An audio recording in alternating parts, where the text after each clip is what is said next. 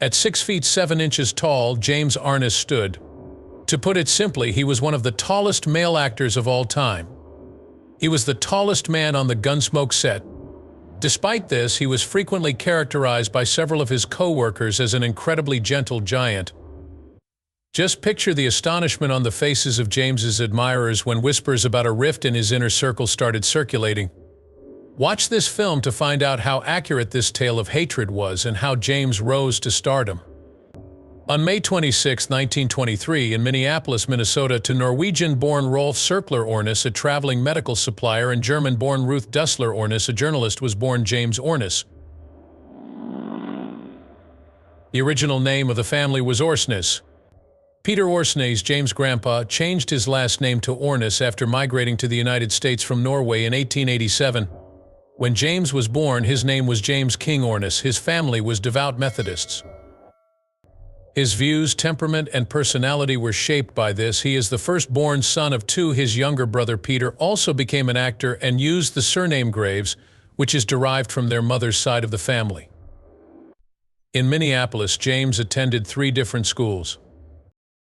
He attended John Burroughs Elementary, then moved on to Washburn High, and finally graduated in 1942 from West High after transferring. James was a chronic absentee student in high school due to his part-time job as a courier for a wholesale jeweler. James worked odd jobs to make ends meet, including logging near Pierce, Idaho, and packing and unloading trains at the Chicago, Burlington, and Quincy Railroad freight yard in Minneapolis. Even though both of his parents worked outside the home, he still had to chip in to keep the bills paid. His parents' divorce in the early 1940s shattered what appeared to be a harmonious family. No one knows why the couple decided to split up. Little James was devastated by this. James considered his little stature and bad eyesight as obstacles to his lifelong goal of becoming a combat Navy pilot. The tallest person allowed to fly an airplane was 6 feet and 2 inches, yet he was 6 feet 7 inches tall. In addition to a weight of around 235 pounds, his real dimensions were as follows: chest circumference, waist circumference, hip circumference, and length of 26 inches. For that reason, he did not even try to pursue his youth ambition. Now that he realized his ambitions couldn't be realized, he made the decision to pursue higher education. He enrolled in Beloit College the same year he graduated from high school. Even though he enrolled at a different school and only attended classes for a semester, he was drafted into the U.S. Army in 1943, suggesting that the military recognized his potential through some cosmic link. The same year, in March, he reported straight to Hennepin County, Minnesota's Fort Snelling. After beginning his training at Camp Wheeler in Georgia, he departed for North Africa, more precisely Casablanca, over a year later in preparation for the invasion of Anzio. Keep in mind that the Second World War was underway when the Battle of Anzio was fought. James was a rifleman with the 3rd Infantry Division's Anzio beachhead landing party on January 22, 1944. His unit was the 2nd Platoon of E Company, 2nd Battalion, 7th Infantry Regiment. The government authorities' main hub was this fort.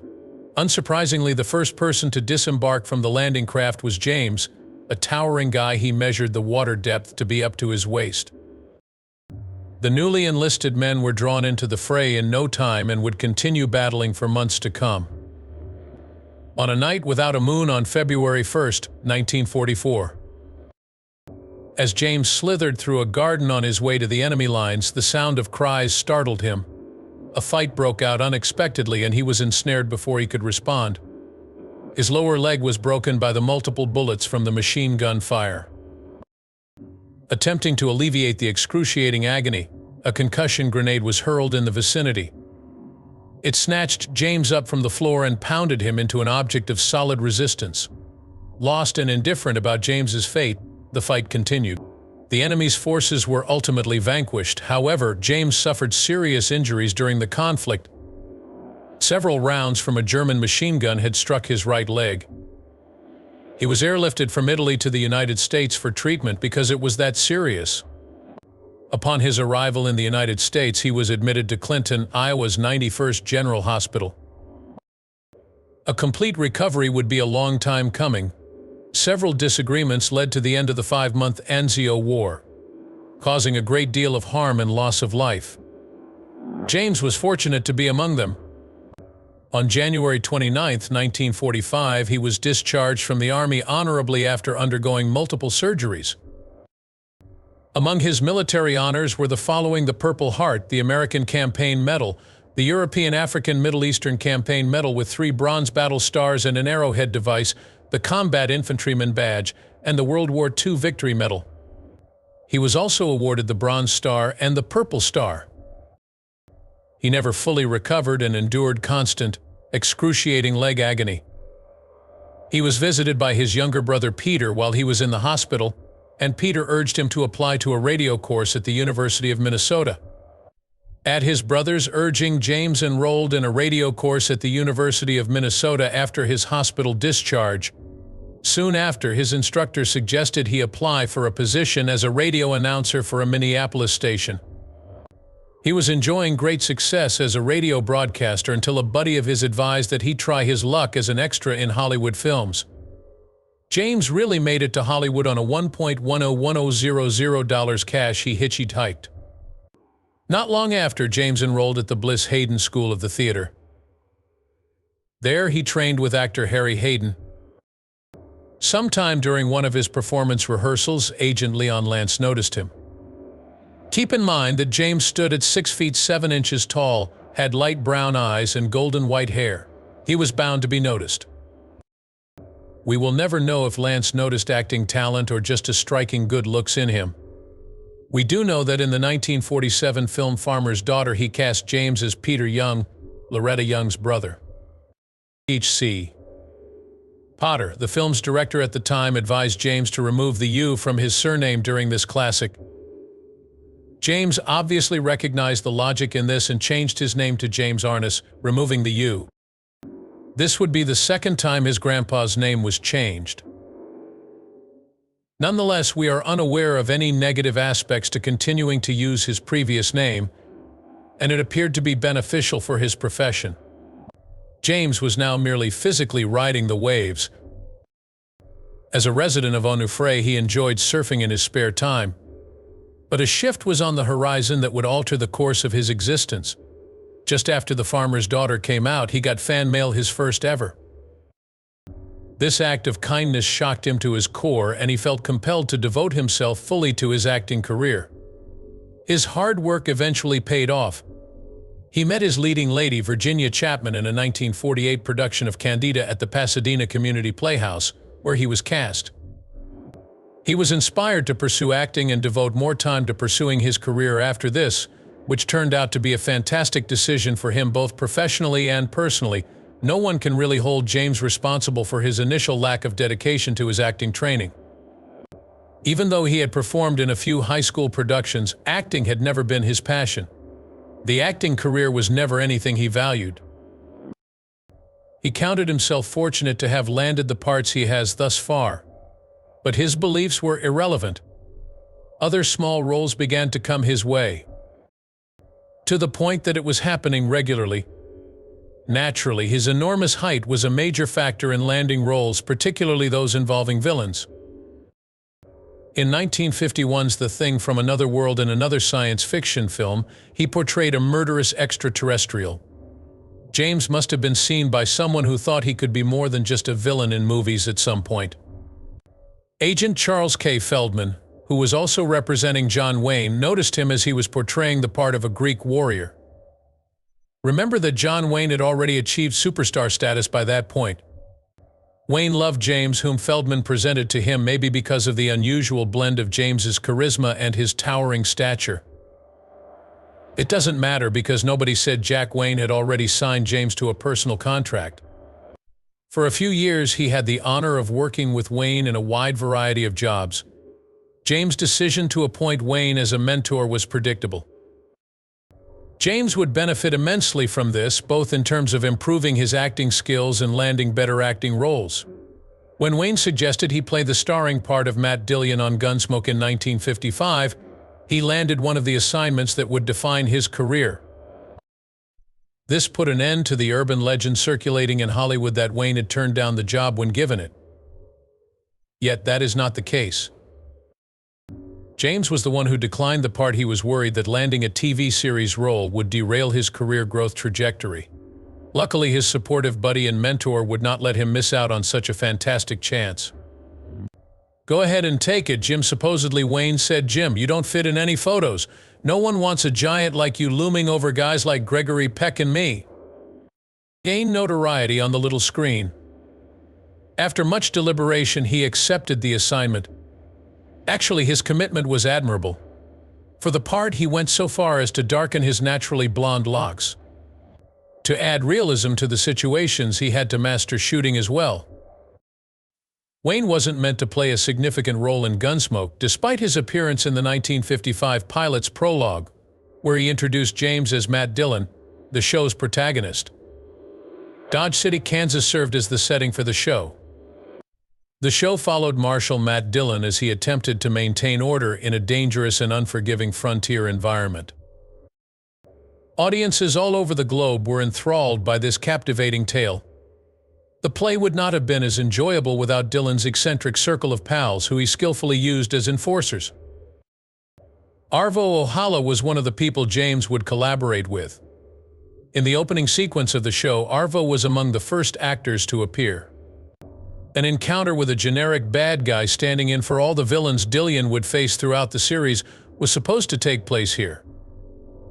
Arvo was now in charge of instructing James on shooting techniques. James was absolutely fantastic as Dillon.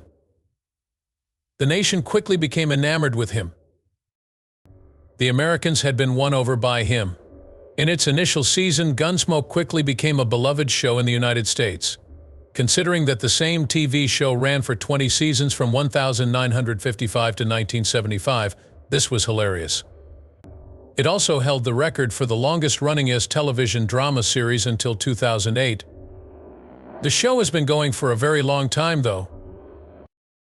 All things considered, James and his co-stars on Gunsmoke, among them Buck Taylor, Milburn Stone, Amanda Blake, Burt Reynolds, Dennis Weaver, became wildly famous. He took in Craig Arness, the son of Virginia Chapman, while they were married.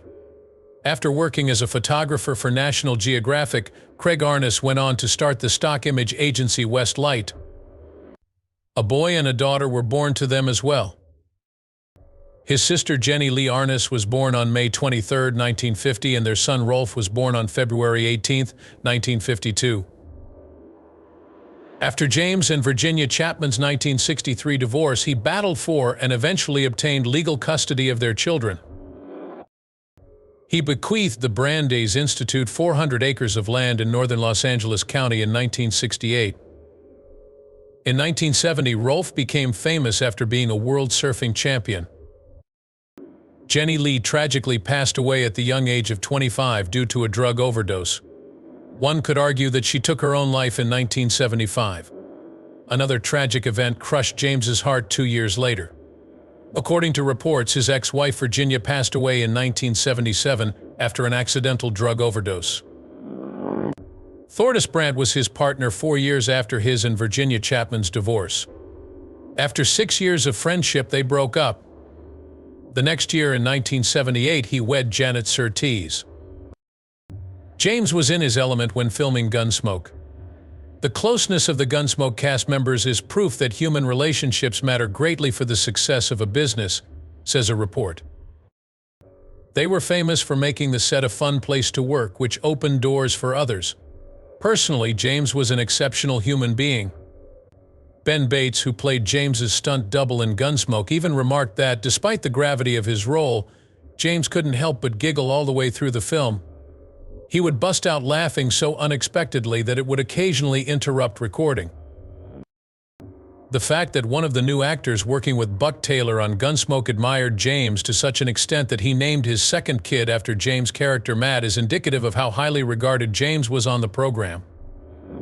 Perhaps James's extreme shyness and sensitivity contributed to his respectability, and since that was just who he was, he had a hard time sucking up to the press. Reportedly, he forbade reporters from entering the Gunsmoke set because he despised the media's ostentatious behavior. James was an unassuming guy who placed an emphasis on poetry, sailboat racing, surfing, and genuine human connection. He became known as the Greta Garbo of Dodge City because of this. Everyone on set, from actors to extras, was like a large family, which was great for him since he met individuals who shared his ideals. It contributed to the show's longevity, among other things. Throughout Gunsmoke's 20 seasons on air, the show's protagonist was a constant. It spent 4 straight seasons atop the ratings and remained in the top 10 for 13 seasons. In 2010 with Law & Order final season, and again in 2018 with Law & Order Special Victims Unit, Season 20, the series' season record was tied. Throughout the run of the series, James earned annual raises and, with the help of earnings and residuals, gained more creative control over the show. An intriguing development occurred along the course of the show's narrative when his firm spawned his own firm. Among the original 4 main players to remain on Gunsmoke after its 1975 conclusion, only James continued to do so. James yearned for a simpler existence following the cancellation of the show. Although he yearned to see the world, he was confined to the Hollywood area for nearly 2 decades by his contract with Gunsmoke. Without a doubt, he should have followed his childhood dream of traveling the world at this very moment. Unfortunately, James would not be one of them. Well, not just yet. He was eager to return to Hollywood. The 6-hour miniseries was based on his role in 1976 as the Mac-a-Hand. After that, in 1977, he created How the West Was Won, which ran for 1 season on CBS. In addition to Gun the Man Down, a fast-paced Western, he appeared in Island in the Sky and The Sea Pursuit, both of which were produced by Wayne. Taking on the character of Tom Dunson, he appeared in a 1988 television adaptation of Red River, starring John Wayne, which was a classic from 1948. More films starring James followed than he had anticipated, or, to be more honest, didn't anticipate in his career. Considering he wasn't serious about acting, his talent was astonishing. His admirers in the film industry were eternally thankful. The recognition he has received is a testament to his competence. He received an Emmy Award nomination. 1957 Outstanding Actor in a Drama Series Award. 1958 Oscar for Outstanding Continuing Performance by an Actor Playing a Key Role in a Television Series, Dramatic or Comedy. Nominated for Best Actor, Leading Role, Continuing Character in a Dramatic Series in 1959. Because of his immense contribution to television, he was even honored with a star on the Hollywood Walk of Fame, located at 1751 Vine Street. At Oklahoma City's National Cowboy and Western Heritage Museum, he was honored with an induction into the Western Performers Hall of Fame in 1981. The Santa Clarita Walk of Western Stars inducted James in 2006. In 1988, when television celebrated its 50th anniversary in the U.S., People magazine compiled a list of the top 25 TV stars of all time. James, meanwhile, came in at number 6. Among TV Guide's 50 greatest stars of all time, he was named 21st. Because I'm not growing any younger, James wrote and published his autobiography in September 2001. In appreciation of his exceptional service to the U.S. Marshal Service and its legacy, he was appointed an honorary U.S. Marshal. Recognizing his acting career and 60 years of residency in Los Angeles, a resolution was delivered to him in Los Angeles City Hall on February 6, 2005 by the mayor, 15 members of the city council, and the city attorney. The ingenious ending, which featured a picture of a U.S. Marshal's badge, was a tribute to his role as Matt Dillon on Gunsmoke 1955, the longest-running drama series in television history, which aired for over 20 years. Additionally, it paid tribute to his WWII valor and expressed gratitude for the realistic portrayal of the courageous tall man on a horse who tames a Western community on his quest for peace and justice. James went so far as to declare it was the best day of his life, and he had the resolution framed and displayed prominently in his house right away. James, who lived in Brentwood, Los Angeles, and was 88 years old when he died on June 3, 2011, had a natural cause. His last resting place was in the Jasmine Terrace of the Great Mausoleum at Forest Lawn Memorial Park in Glendale, California, which is part of the Sanctuary of Abiding Hope Alcove.